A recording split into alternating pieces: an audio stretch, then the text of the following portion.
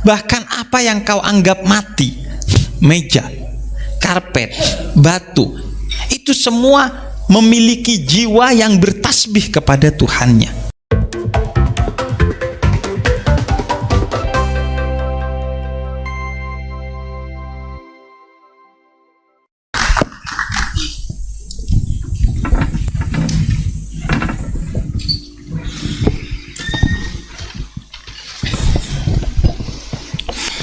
Apa kabar? Kabar baik, Pak Dino. Apa kabar? Baik.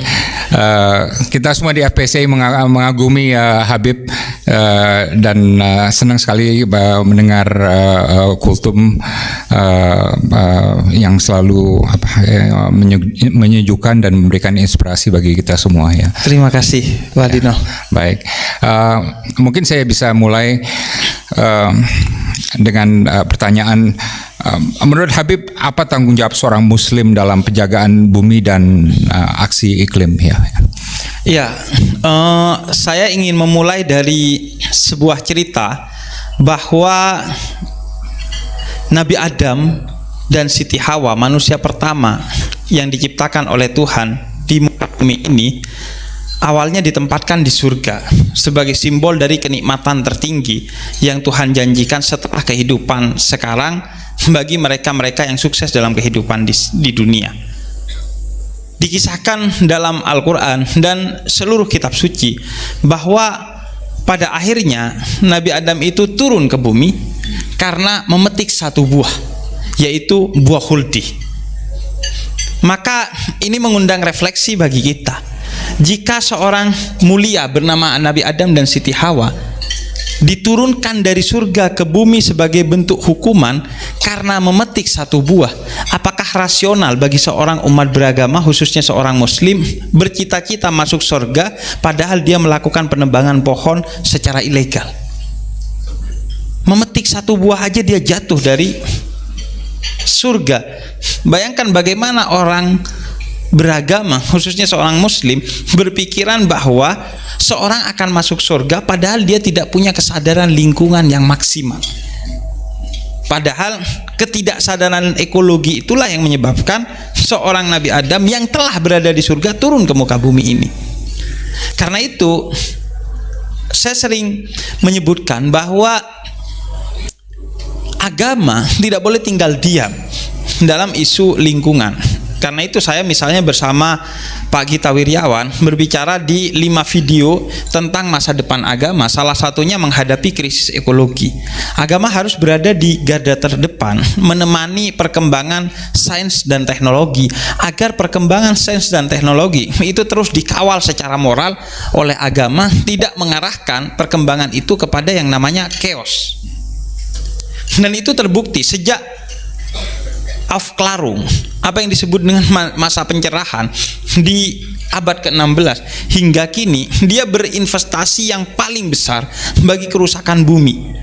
Sebelumnya, sebelum abad 16, apa yang disebut dengan abad pertengahan atau disindir sebagai abad kegelapan karena agama, khususnya gereja, menguasai kehidupan dunia, itu berabad-abad agama memegang dunia, namun dunia relatif baik-baik saja secara ekologi. Justru perkembangan sains dan teknologi kemudian menjadi petaka bagi dunia. Selama 3 abad mereka menyebabkan kehancuran yang melebihi belasan hingga puluhan abad yang dilalui oleh negara di bawah pengaturan agama. Apakah problemnya adalah sains dan teknologi? Tentu tidak. Apakah problemnya bahwa agama harus berhadapan-hadapan dengan sains dan teknologi? Tidak. Bagi saya bahkan bukan relasi konflik, bukan relasi independensi, tapi relasi integrasi yang harus dilakukan antara agama dan sains serta teknologi. Agama harus mengawal sains dan teknologi agar tetap bermoral. Salah satu moralnya itu adalah moral ekologi, dan sains dan teknologi harus mengawal agama agar agama ini tidak diisi dan disesaki oleh mitos-mitos yang berbasis hoax yang membodohi umat beragama. Nah, karena itu agama harus hadir sebagai panglima dalam krisis ekologi ini, dan itu terbukti bagaimana peran agama bukan hanya secara teoritis yang akan saya sampaikan, tapi secara praktis. Bagaimana suatu negara yang kemudian diatur sedemikian rupa oleh nilai-nilai agama, dia bisa terselamatkan dari bencana ekologi. Contoh atas hal ini adalah Bhutan. Bhutan adalah negara dengan gas karbon emisi terendah di dunia. Bahkan dia negatif, minus. Kenapa? Karena dia dikuasai oleh nilai-nilai moralitas berbasis Buddhisme yang kemudian menumbuhkan kesadaran orang-orang di sana bahwa yang dimaksud kemajuan bukan eksploitasi secara membabi buta terhadap bumi, tapi eksploitasi secukupnya untuk kebutuhan, bukan keinginan kita atas bumi ini. Bumi ini, kata Mahatma Gandhi, seorang pendekar Hindu, bahwa cukup bagi seluruh umat manusia yang hanya memenuhi kebutuhannya tanpa ego, tapi tidak cukup bagi segelintir manusia yang begitu tamak mengeksploitasi bumi sedemikian rupa. Karena itu, begitu juga dalam Islam. Misalnya dalam ayat yang dalam satu surat yang sama dibacakan oleh Pak Dino tadi, yaitu surat Al-A'raf, tapi di ayat ke-96 dan di beberapa ayat yang lain sebenarnya Tuhan berbicara bahwa telah terjadi kerusakan di muka bumi ini yang disebabkan oleh tangan kalian sendiri, dan kerusakan itu diberikan oleh Tuhan sebagai bentuk kritik kepada manusia agar berhenti melakukan kerusakan itu. Dan di ujung ayat ini Tuhan katakan agar mereka kembali lagi memperbaiki bumi. Nah, di sana ada satu kritik kepada kita dari Tuhan, sekaligus ada solusi yang bernilai optimisme, yaitu di ujung ayat itu Tuhan katakan kalian bisa kok kembali. Ini tidak akan mengarah kepada kiamat, ini tidak akan mengarah kepada kehancuran jika kalian mau kembali kepada nilai-nilai moralitas yang berbasis kepada kesadaran ekologi itu. Karena itu tulisan pertama saya kelas 2 SMA di koran nasional Suara Karya, saya ingat betul, itu tentang kesadaran lingkungan. Saya menulis bahwa berbasis kepada beberapa ayat Al-Quran, termasuk surat Al-A'raf ayat 96, pola relasi kita dengan alam semesta itu seharusnya diperbaiki. Karena modernisme itu dengan perkembangan yang dilakukan oleh Kopernikus dan lain sebagainya, itu memposisikan relasi manusia dan bumi adalah subjek objek.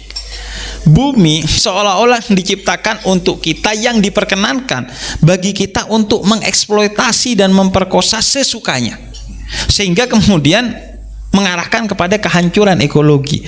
Padahal agama seperti dalam surat Al-A'raf ayat 96 tadi telah memberikan penekanan bahwa pola relasi antara manusia dengan alam semesta bukan pola relasi yang subjek objek, melainkan pola relasi yang subjek-subjek. Jika kamu buruk kepada alam, maka alam juga akan memberikan imbas buruk kepada dirimu.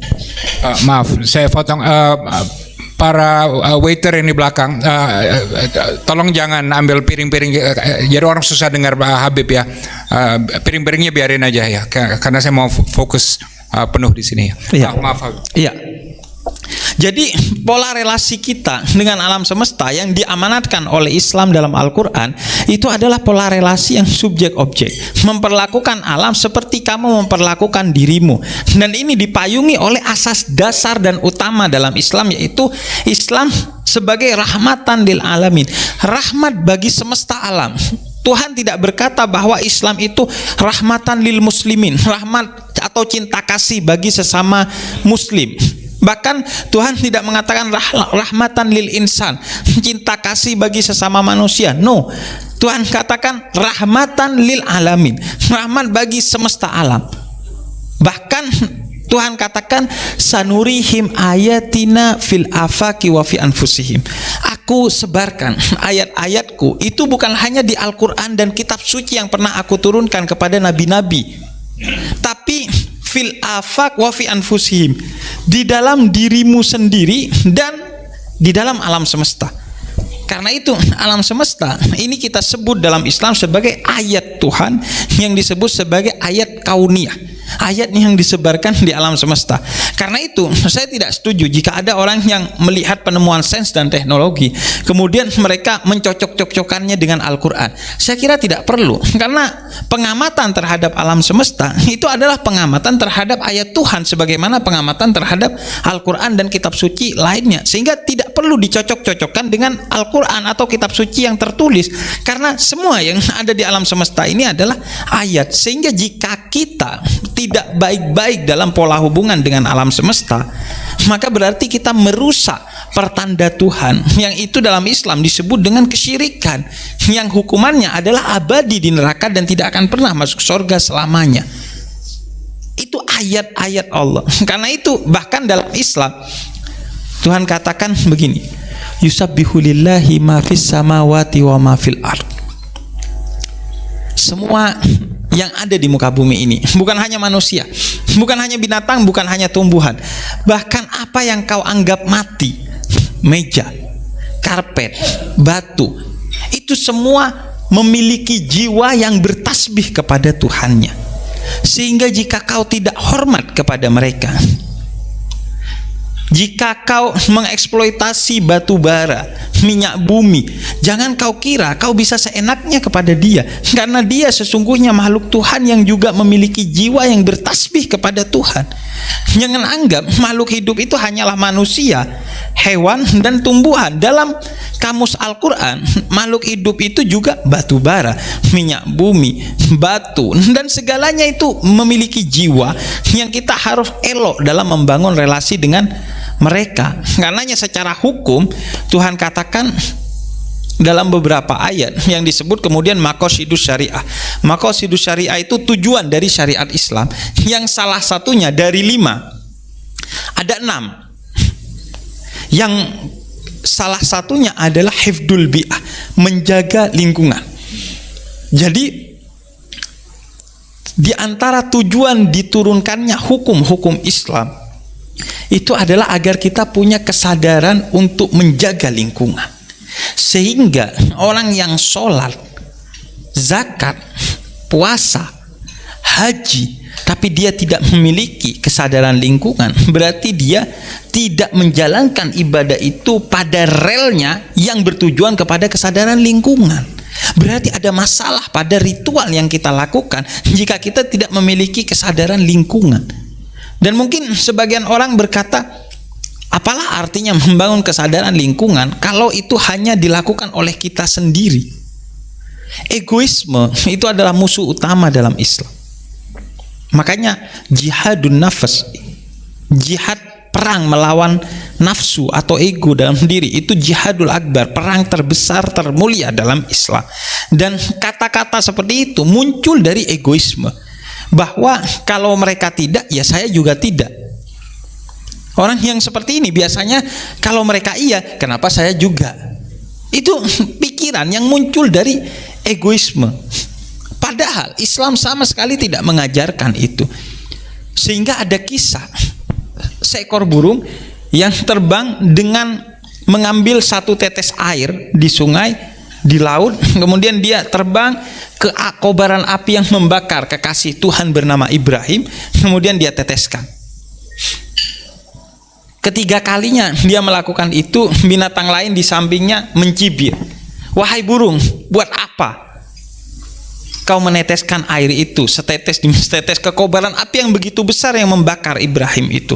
Kemudian kata burung, memang tetesan air dari paruhku ini tidak akan memadamkan api yang membakar Ibrahim, tapi ini adalah satu komitmen moral bahwa saya berpihak kepada kekasih Tuhan Ibrahim, bukan berpihak kepada musuh Tuhan yang membakar Ibrahim.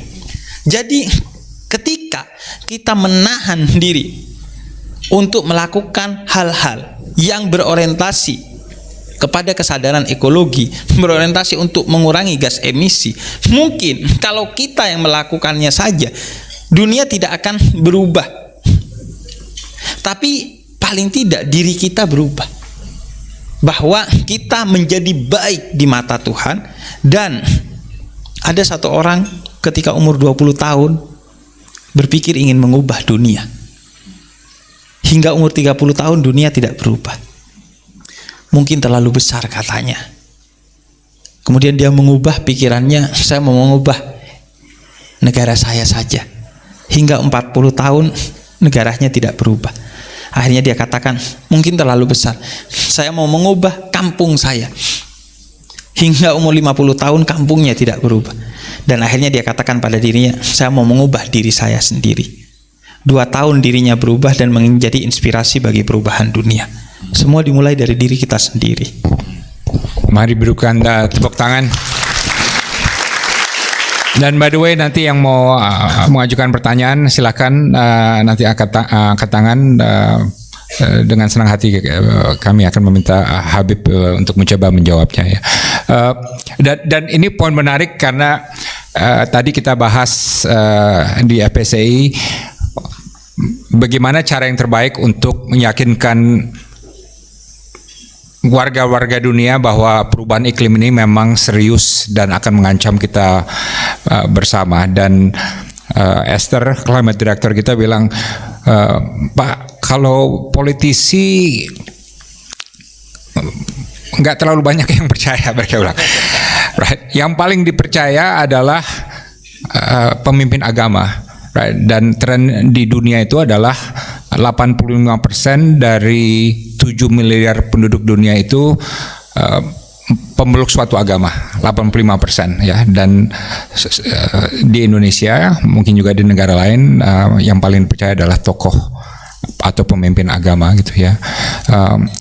Gimana kira-kira di dunia Islam itu kita bisa lebih memajukan tema-tema mengenai perubahan iklim dan lingkungan ini agar lebih mempenetrasi akar rumput ya.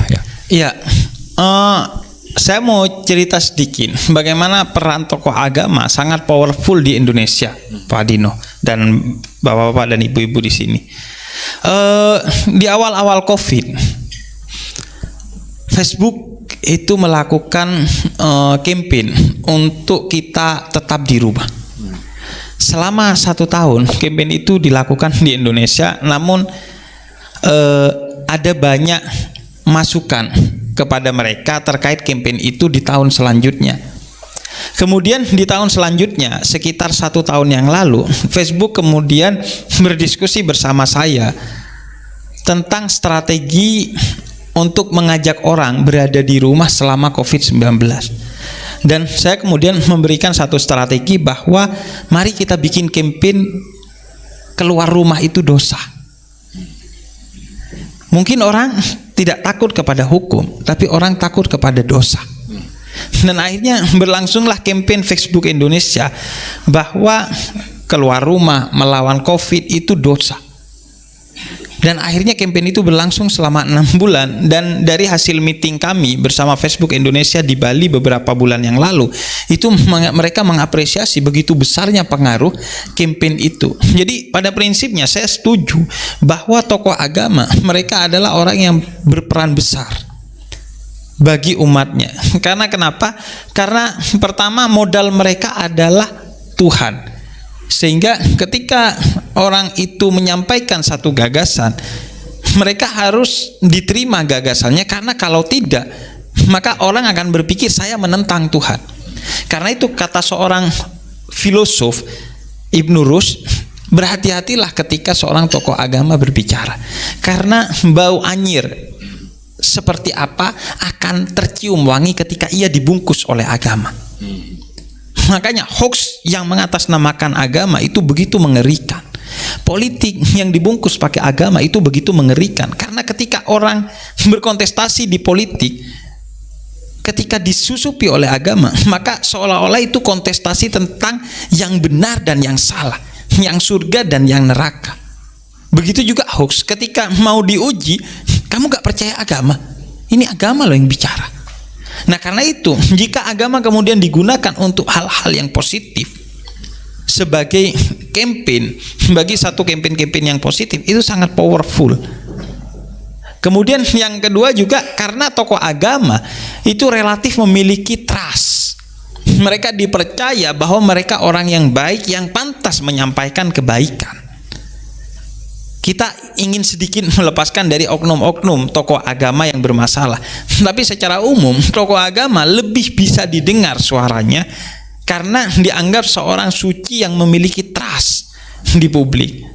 Dan kemudian yang ketiga, tokoh agama adalah orang-orang yang harus kita akui mereka memiliki circle yang sangat kuat.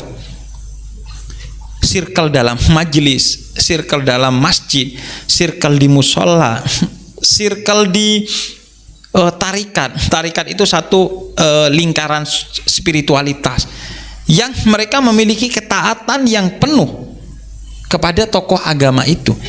Prinsip mereka adalah sami'na wa ata'na. Apa yang dikatakan oleh pemuka agama saya akan dengarkan dan taati sepenuhnya, bahkan tanpa saya berpikir. Nah, karena itu tokoh agama seharusnya berperan penting dalam hal ini. Namun memang belum masif dan maksimal serta efektif kampanye yang dilakukan tokoh agama. Bahkan ya, kesadaran tokoh agama tentang ekologi itu masih rendah sekali. Saya nyaris tidak pernah ketemu khutbah Jumat yang bicara tentang kesadaran ekologi.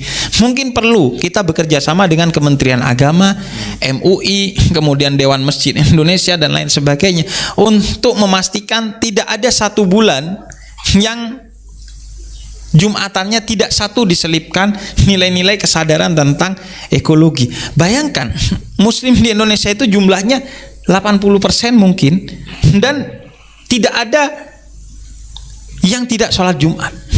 Kalaupun karena 3 kali tidak sholat Jumat dihukumi kafir seorang Muslim itu, maka mereka relatif. Bahkan banyak Muslim yang mungkin nggak sholat subuh tapi sholat Jumat dia. Iya. Kalau sholat Jumat, lu gak sholat Jumat, wah bahaya bro, gimana sih? Tapi dibangunin sholat subuh, biasa aja sih. Sholat Jumat itu adalah satu komunitas yang bisa menjadi titik kampanye yang begitu dahsyat. Katakanlah jumlah perempuan Muslim itu separuhnya, berarti 40% dari warga Indonesia setiap minggu melakukan sholat Jumat. Jika setiap bulan 1 kali aja ceramahnya disusupi nilai-nilai kesadaran ekologi, maka ini akan menjadi satu kampanye yang positif. Belum lagi kita bicara tokoh agama di media sosial. Sekarang itu sangat dipertimbangkan. Saya melihat tokoh-tokoh agama itu followersnya bisa jutaan, share-nya bisa miliaran, dan lain sebagainya. Karena itu saya kira penting untuk pertama kali kita membangun strategi, membangun kesadaran ekologi di tokoh agamanya terlebih dahulu, agar kemudian mereka menggiring, mendidik dan mengajak umatnya untuk juga memiliki kesadaran ekologi. Teorinya teori gelas kosong. Kalau gelas kosong, dia tidak akan bisa memberikan air kepada gelas yang ada di sampingnya. Kalau tokoh agamanya masih kosong kesadaran ekologinya, dia tidak akan mungkin bisa menyuntikkan kesadaran ekologi kepada umatnya. Tapi kalau tokoh agama, saya bayangkan mendengar paparan Pak Dino yang mungkin tadi 5 menit atau 10 menit, saya rasa itu akan menjadi bekal yang baik untuk khutbah Jumat, untuk khutbah Idul Fitri dan lain sebagainya. Dan saya termasuk seorang yang mungkin cukup memiliki kesadaran lingkungan. Sudah 2 tahun saya memiliki kampanye untuk kurban tidak dibagikan dengan plastik. Karena begitu bahayanya limbah plastik itu, sehingga kita telah mengubah pembagian daging kurban itu pakai besek yang dari bambu itu, agar tidak menjadi bahaya bagi lingkungan. Saya juga sudah 2 tahun melakukan kampanye penyembelihan hewan kurban di tempat penyembelihan hewan kurban agar tidak mengotori lingkungan. Dan saya kemana-mana kampanye untuk mengganti satu edukasi, bukan membuang sampah pada tempatnya, tapi menempatkan sampah di tempatnya. Beda kata, membuang berarti sampah itu tidak berguna, dan itu akan menjadi beban yang cukup serius bagi kita di masa depan.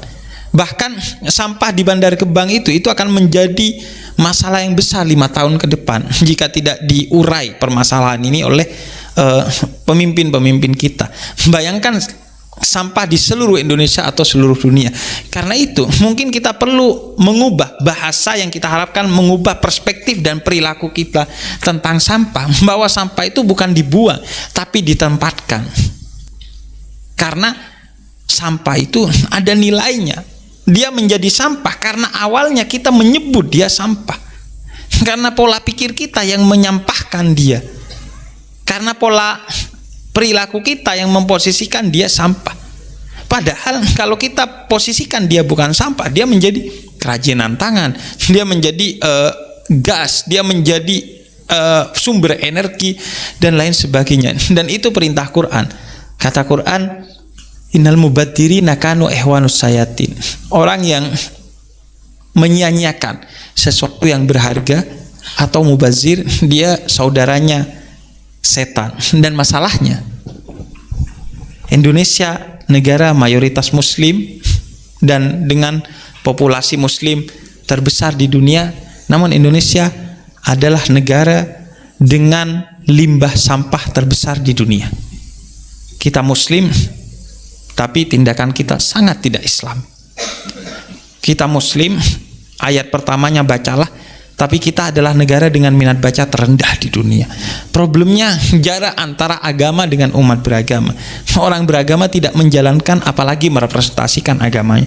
Inilah poinnya menurut saya.